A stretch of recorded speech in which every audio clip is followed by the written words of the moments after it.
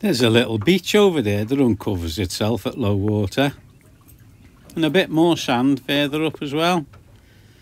Probably on a spring low you could walk along the beach, but we haven't got time. It's early in the morning, as you can see, and it's grey in the sky, but we can feel there's a bit of sun going to break through sooner or later.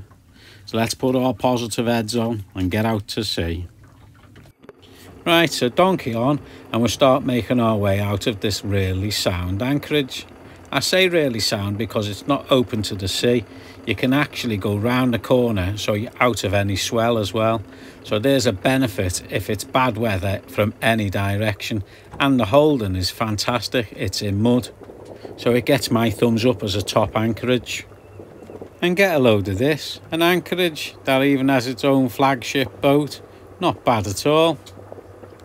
Well, that's looking up to the top of the harbour, which seems to be the most popular space, especially for smaller boats. So maybe it's kinder up there, but I wouldn't have thought so. The entrance has a shallow spot. Just there it is. That's the only really thing besides the sovereigns to look out for.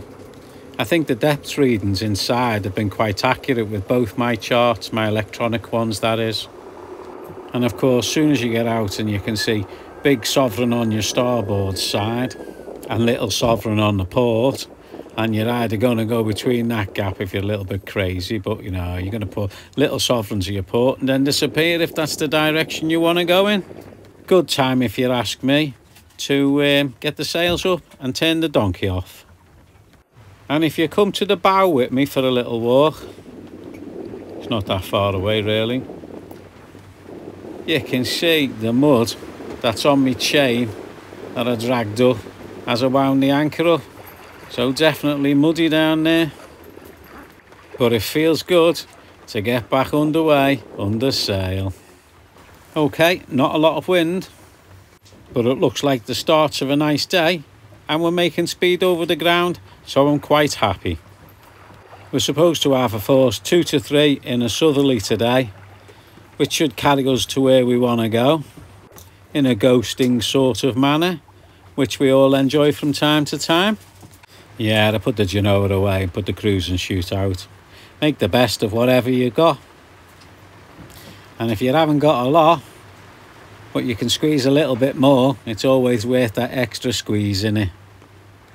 It would be nice if we could sail across the inlet of Cork today from Roberts Head to Power Head, which should just about cover the mouth of the estuary.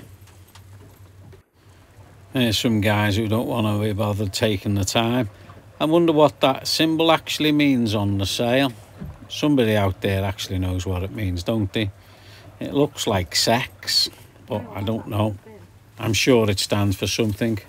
Our speed over the ground's picking up with the extra knot or two of wind we're receiving, so it looks like that we might get ourselves to a decent anchorage at the end of the day after all. There's quite a few headlands along here, and most of them have got a little anchorage tucked in on the back for southwesterlies.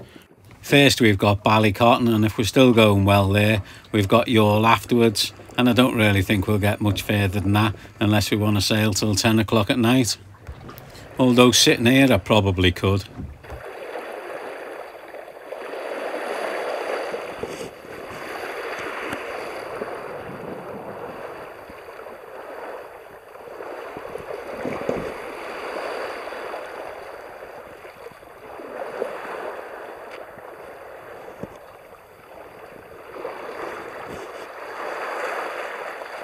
When I'm not sitting up here, I like to chill just here. It's comfy, and this is the view I've got, watching the world go by very slowly, and that definitely looks like bin bags now. You can just about keep an eye on everything. You can see the sails well. You can see most of the instruments that you need to, or you can certainly ask Lisa if she's sitting there if there's anything you need to know. And you can just watch the lobster pots go by.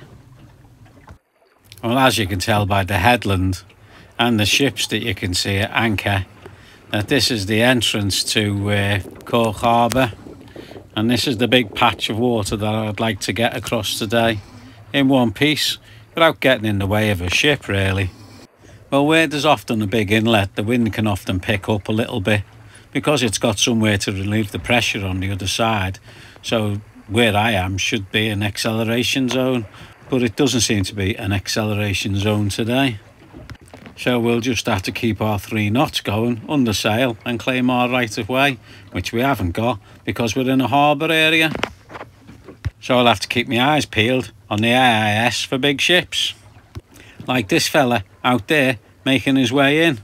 And let's have a quick look what the AIS says. So I click on him, I click on the boat, I click on his data, and all his information comes up in front of me. Well, he's doing 9 knots over the ground, and he looks a little bit bigger than us at 289 feet. And he's a tanker. And if we both keep everything the way it is now, he's going to miss me by 2 miles. So I'm not too bothered about 2 miles. And my current speed at the moment is 4.5 knots. So let's see if I can keep it there. So there's a slight bit of extra air because there's an inlet. So I wasn't too far wrong. So 4.5 knots under ghost and power. That's a way to go for me. And if I look at the hills over there, I know they're still a little bit misty, but it does look like the sun's trying to break through onto them. Now let's keep them 4.5 knots and munch our way across this bay before another ship decides to show its face. Red, white and blue. It's the colours of many a flags. And this is my go-go flag for light airs. And there's a tiny bit of blue in the sky now. And I really love this silent transom that keeps the noise down in the cockpit to an absolute minimum.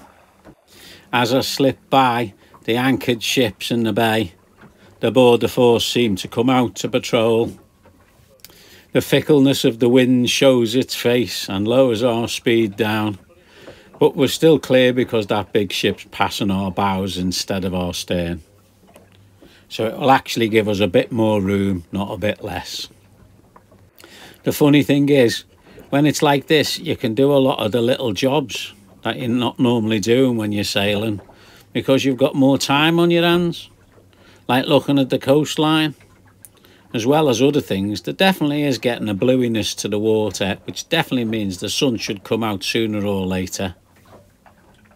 I've put the mainsail away now because as it gets right on the stern, it sort of just blanks the cruise and shoot and causes it to flop around a lot. Yeah, me too. So I'll just go down below and check out yesterday's vlogs going on because I've left it on my end of the sofa winding up, and there you go, it's more than half loaded. Gosh, we're going so slow now. The bubbles are only just being manufactured and she's only just creeping through the water, leaving the very slightest of wakes behind her to show she's been.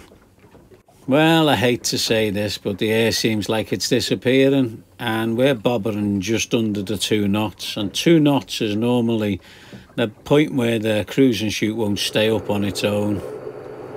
Now it's curling round onto the front and we're doing 5.5 because I've put the donkey on and put the sail away for a little bit, just in case we're in a hollow area rather than sitting in the hollow all day. So I'll motor for 10 minutes and see what happens. 10 minutes later and we've got wind again, so that was a worthwhile, and that 4.95 knots is coming just from the breeze we've now got on the beam. Isn't that amazing? Sometimes think you can be stuck in an air bubble all day of no air. And to top it up, the sun is definitely coming out and the sky is definitely going blue.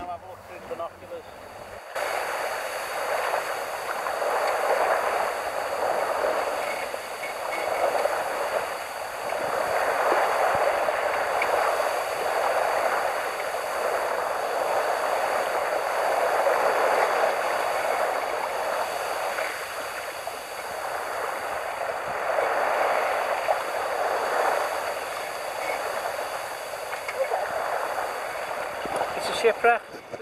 Just spotted something on the shore that you might be interested in, but it's so far away I don't think the camera will pick it up very well. It's a ship, a whole ship, just stuffed up there on the rocks.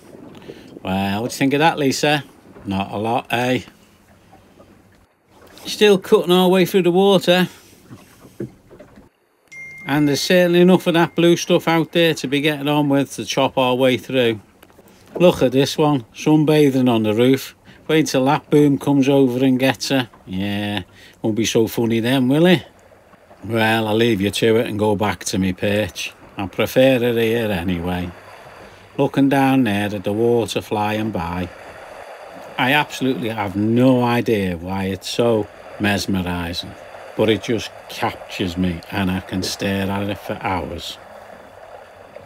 This is the feeling I want to achieve when I'm in work and everything's going wrong, and you just need that feeling that breaks you out of all the things that are going wrong and makes you go, ah! That's Ballycotton Island slipping on by. That's our second to last headland before we get to an anchorage, although there's one there, but we're going so well and there's so much nice day left, we're going to take it. If you look in the distance all the way up there, that's Knockadoon Head. Yeah, you heard me right, Knockadoon. Almost sounds Scottish. But I can assure you it's the south coast of Ireland we're still on. And she's still on the pilot house roof. She'll be burnt later and she'll only have herself to blame. Well, it's a long haul across that red hot sunny bay on this day where everything's just going to plan nicely. And that sky is so much better than it was this morning and other days I've looked up the mast.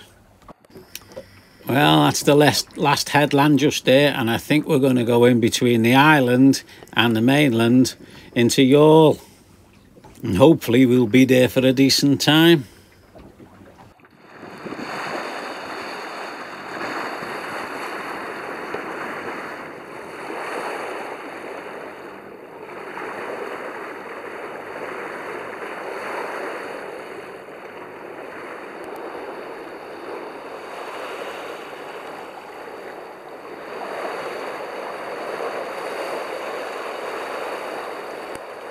The sound can have overfalls in a wind over tide situation, which it can manufacture quite quickly and it can be quite steep, but it's a lovely day today. Going into Youghal, however, seems to be very vague to me. There isn't any buoyage and there's very few marks, and the depths don't seem to add up to the depths that you're supposed to get. So it's a very entry. Don't get me wrong, it's a very easy approach. You can see your way in quite clearly, but you just don't have a lot of confidence at what's underneath you. Apparently the bar moves around a hell of a lot. So I suppose if they can't keep up with the buoyage, they just don't bother. Well, we're coming in at more or less high water, which is sensible anyway, but there doesn't seem to be anything less than 5.5 metres under our keel. So that means that we could probably come out at low as well. Although now I'm thinking I should have put a trace on my track so I could have retracted myself going back out again, or retraced my tracks. Built up on one side and green on the other. And this is about my lowest depth that I've seen, 5.5 metres. Now what I believe of here is you can overnight if you want on a pontoon, but all the kids will be playing on the pontoon, believe you me, back in the hundreds. Or you can pick up one of 8 visitors' buoys which are laid along in a line in front and go ashore on your dinghy the next day. Staying on the port side of the channel as you're going in, you can see a great big dock wall and a lot of buildings. A lot of buildings. And here we are, we've just picked up the last visitors mooring in the row. And that's what the town looks like with the pontoon over there. There's a couple of little inlets as well that dry out, so if you've got a drying out boat you could probably shoot into one of them. We could have with our legs down, but we don't know what time we're going to leave, so we'll stay afloat, thanks. Now it's very warm and we're glad to be here, and checking the weather for the next day, it doesn't look like it's going to be anywhere as nice as we've had today. In fact, when I get up the next morning, it doesn't look like this, it looks like this. It looks like another world out there. It's blowing, there's a wind over tide on the ebb, little waves all around me. Nothing serious, but enough to make the boy try and eat the front of the boat. There's thunderstorms forecast, and the weatherman says it's gusty out, so I think we just might have a day on the boat and chill and see if tomorrow brings us a better day.